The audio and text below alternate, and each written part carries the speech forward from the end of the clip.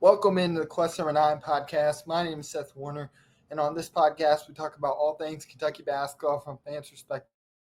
This episode, we're going to be talking about Kentucky and Jelavic arriving in Lexington, the Kentucky's Croatian star, and kind of what his impact is going to be going into this season, and really what are some of the takeaways from him and some of the expectations going into this coming season. Jelavic is, like I said, a Croatian. He played for the ABA League. He played on a development team with some other D1 talent, one of their better players, and was one of actually the better rebounders and overall, which is a high impact player on that team, averaging almost 11 points, 7.5 rebounds in 27 minutes a game. Was just really well rounded, has a 7'2" wingspan, so long and athletic at 6'10". His role on this Kentucky team, I really see as that four who can just do a lot of different things on the floor.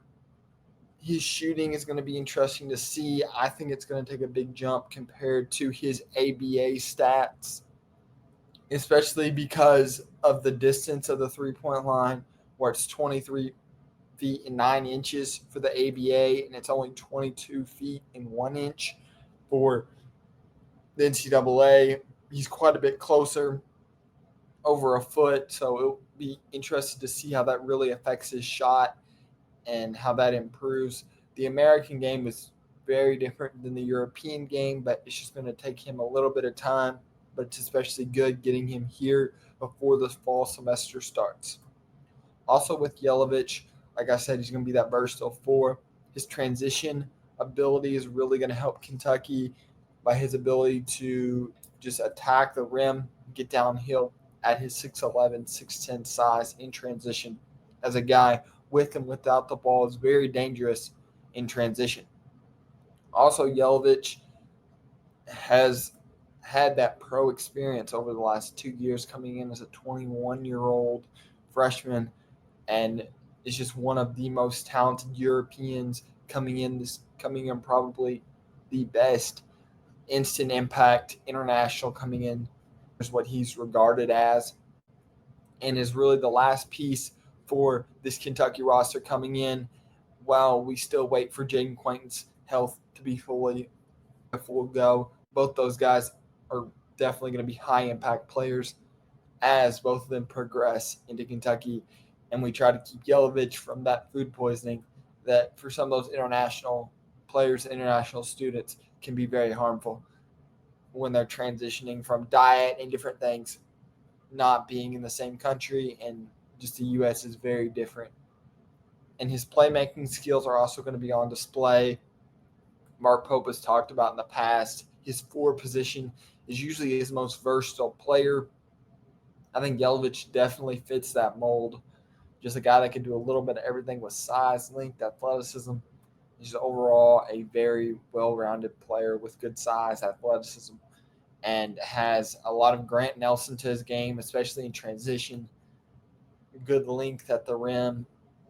Has some Andrew Carr with his post game, but overall, it's just a really complete player who understands how to control the pace of the game. And with Jelavic, like I said, the transition will be interesting just with the different pace of play. Typically in the college game, it takes some of those Europeans at least first couple weeks of the season to really progress.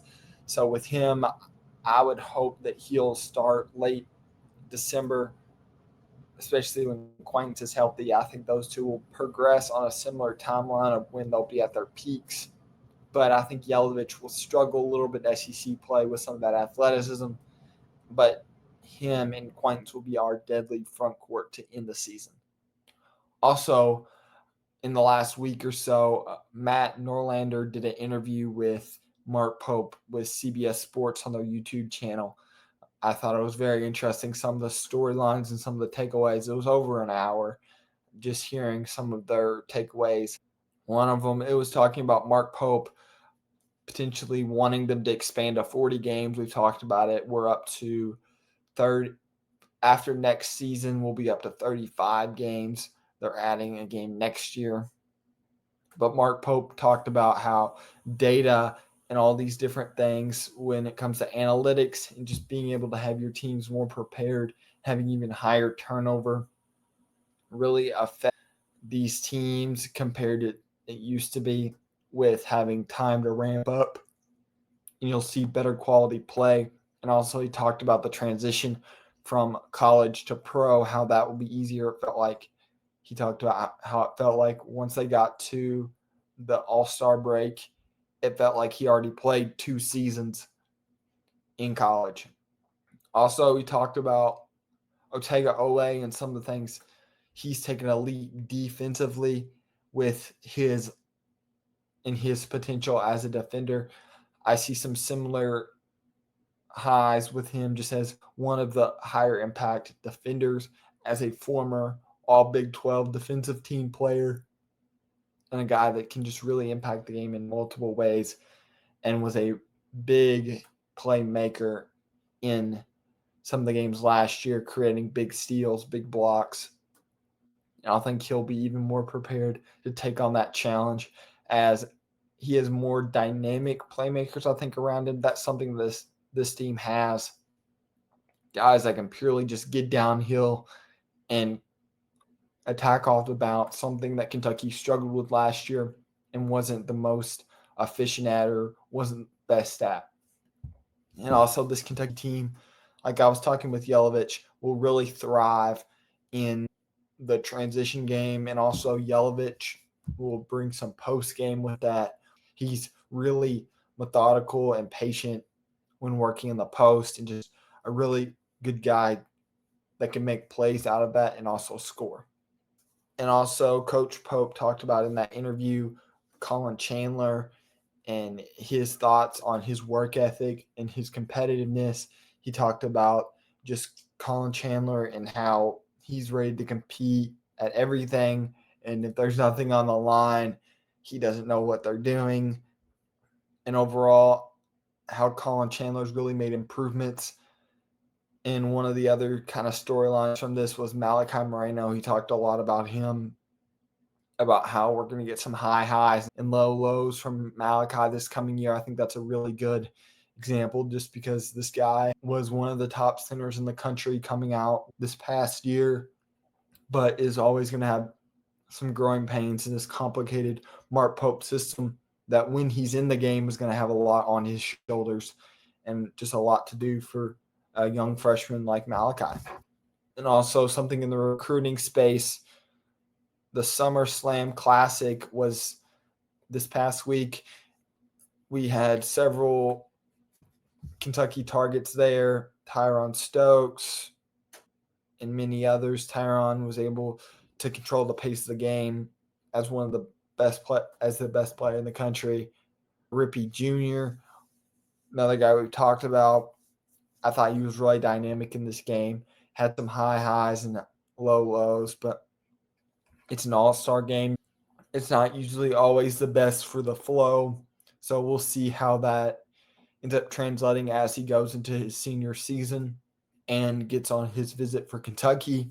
But overall, I thought he was able to make some shots, had one air ball to the left that was rough, but overall showed off his speed, athleticism, had some really good playmaking, and just showed some of his well-rounded and why he's considered one of the best players in the country.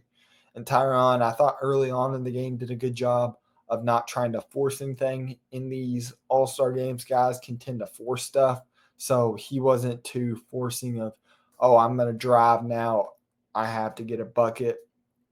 He got most of his points early, offensive rebounds, in transition, pushing ahead and getting assists, and being able to just impact the game in multiple ways while still having a scoring output at the end.